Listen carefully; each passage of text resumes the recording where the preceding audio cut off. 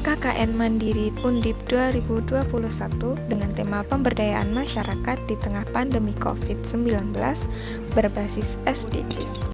Dan dengan mengucap Bismillahirrahmanirrahim, maka penerjunan mahasiswa kuliah kerja nyata tim 1 Universitas Diponegoro tahun akademik 2020-2021 dengan dinyatakan resmi dibuka. Semoga Allah selalu memberikan barokah, keselamatan, dan ridho pada kalian semua. Amin.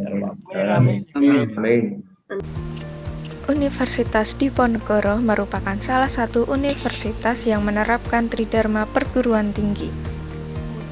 Tridharma Perguruan Tinggi merupakan 3 pilar dasar pola pikir mahasiswa yang terdiri atas pendidikan, penelitian, dan pengabdian masyarakat. Untuk mewujudkan sinergitas masyarakat kampus dan masyarakat warga negara. Salah satu implementasinya berupa kegiatan KKN. KKN merupakan penerapan ilmu pengetahuan atau applying of knowledge and science kepada masyarakat sebagai kegiatan transfer pengetahuan. KKN tahun 2021 dilakukan secara mandiri dan berada di domisili masing-masing mahasiswa. Hal ini merupakan salah satu upaya penyesuaian terhadap pandemi COVID-19. Untuk mengatasi tantangan SDGs dan COVID-19, maka kegiatan KKN dilakukan untuk penyusunan peta desa Karangumi dengan metode delineasi batas wilayah secara kartometrik untuk mencapai tujuan kota dan komunitas berkelanjutan, serta penyusunan peta persebaran tingkat kerentanan COVID-19 dengan metode AHP untuk mitigasi penyebaran COVID-19 di dusun Kauman.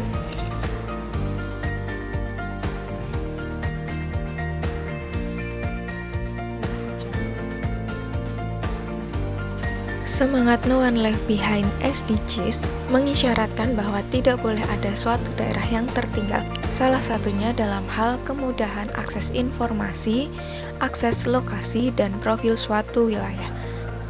Hal ini yang kami angkat sebagai permasalahan pertama dalam kegiatan KKN. Tantangan yang kedua adalah pandemi COVID-19.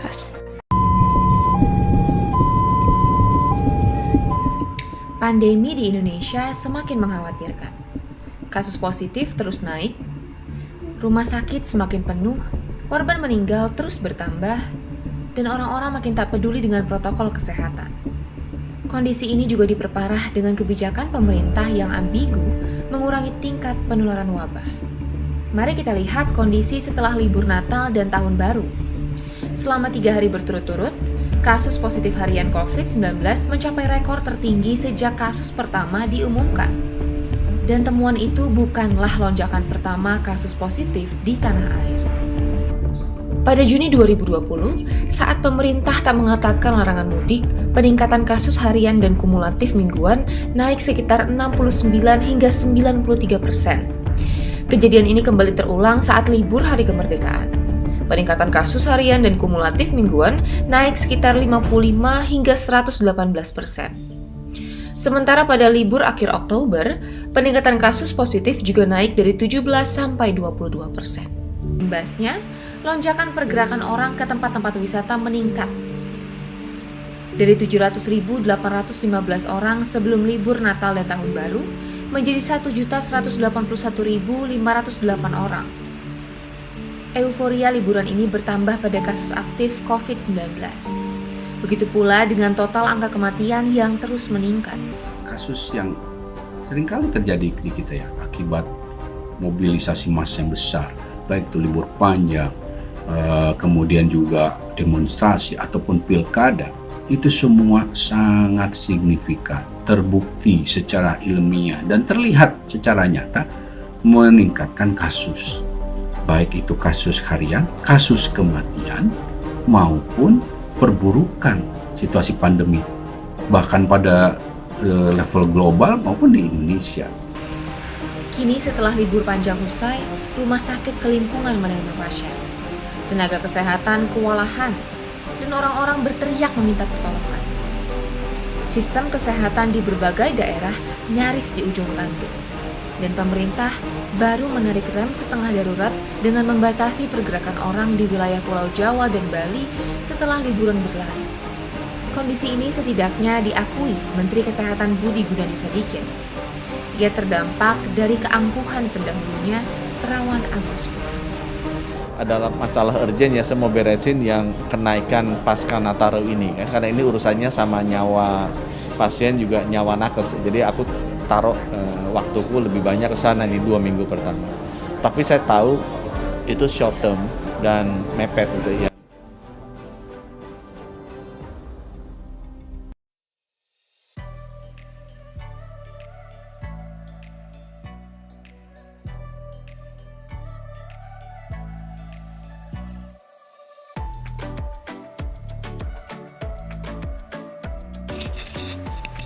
Penyusunan peta desa Karanguni dilakukan menggunakan 2 metode, yaitu metode kartometrik dan metode survei secara langsung di lapangan.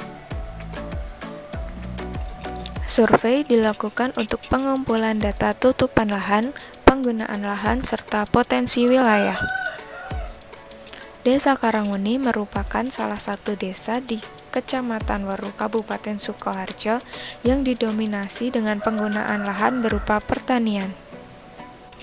Survei toponimi dilakukan untuk pengambilan data titik-titik penting suatu wilayah seperti kantor pemerintahan, ruang terbuka hijau dan taman bermain,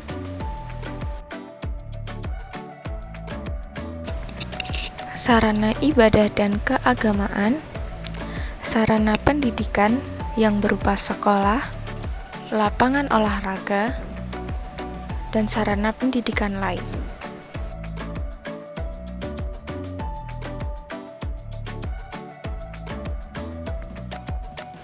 Sarana perdagangan dan jasa, serta titik-titik penting lainnya. Data yang dibutuhkan selanjutnya adalah data batas wilayah yang diperoleh secara kartometrik di atas peta yang nantinya akan dilakukan validasi langsung di lapangan. Data-data yang telah dikumpulkan seperti batas wilayah, sungai dan jalan, batas RW, land use land cover, dan juga toponimi, kemudian disusun menjadi sebuah proyek Maps Online Desa Karanguni. Proyek ini juga dilengkapi dengan sebuah story maps yang dapat diakses melalui story maps Desa Karanguni dalam informasi. Story maps ini berisi tentang profil Desa Karanguni, data kependudukan, data sarana dan prasarana, serta terintegrasi dengan peta online Desa Karanguni yang telah disusun sebelumnya, di mana dapat diakses melalui button link atau barcode maps online yang disediakan pada story maps. Selain itu, masyarakat juga dapat mengakses melalui link peta Desa Karanguni 2021. Peta ini dapat diakses dengan mudah oleh masyarakat secara umum.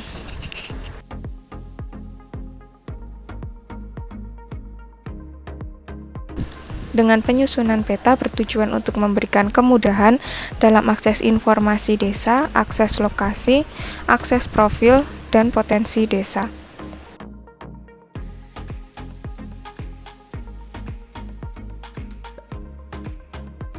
Oleh karena itu, dalam pembuatan peta online ini dilengkapi widget-widget tertentu untuk memberikan kemudahan kepada pengguna dalam menggunakan dan memanfaatkan peta.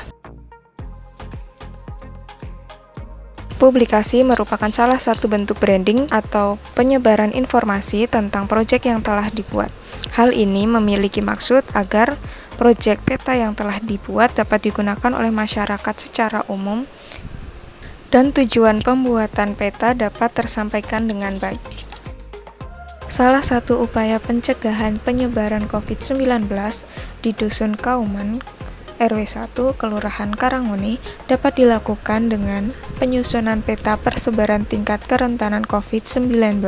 Kelas kerentanan dibagi menjadi 3, yaitu kerentanan rendah dengan simbolisasi berwarna hijau, kerentanan sedang dengan simbolisasi berwarna kuning, dan kerentanan tinggi dengan simbolisasi berwarna merah. Perhitungan tingkat kerentanan dilakukan dengan menggunakan metode analisis hierarki proses atau AHP dengan menggunakan 4 aspek penting seperti aspek sosial, aspek lingkungan, aspek fisik, dan aspek ekonomi yang dilakukan perhitungan pembobotan dan scoring untuk menentukan tingkat kelas kerentanan.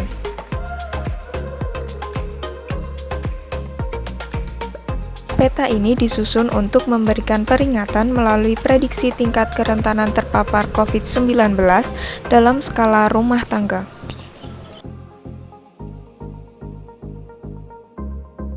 Selain mengerjakan program utama yang bersifat monodisiplin, terdapat beberapa kegiatan lain seperti sosialisasi dan pembagian masker di beberapa tempat keramaian seperti pasar.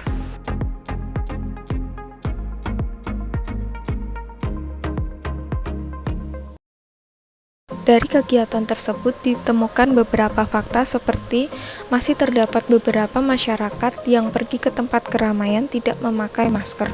Jikapun mereka membawa masker, mereka tidak menggunakan masker tersebut dengan baik. Masker hanya dipakai jika terdapat sidak oleh pihak kesehatan atau pihak-pihak yang bersangkutan.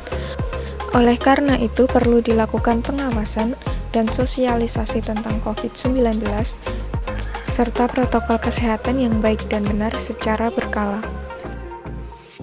Dan berikut ini merupakan beberapa kegiatan-kegiatan lain yang dilakukan selama KKN.